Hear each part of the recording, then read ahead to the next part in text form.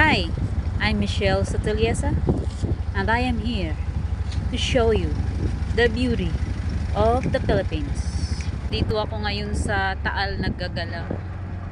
Ayun yung bundok na puro na siya abo. Ito naman yung tubig ng Taal Lake. Malinaw naman pala at may mga isda pa. Palaisdaan ata ito. Tingnan nyo. Mamamangha naman talaga kayo sa sobrang ganda dito. Ayan, yung bundok na walang abo. Sobrang ganda dito. Oh. Ito ang bundok na nakikita natin kapag nasa Tagaytay tayo. Ito siya sa malapitan. Yan, puro abo na siya.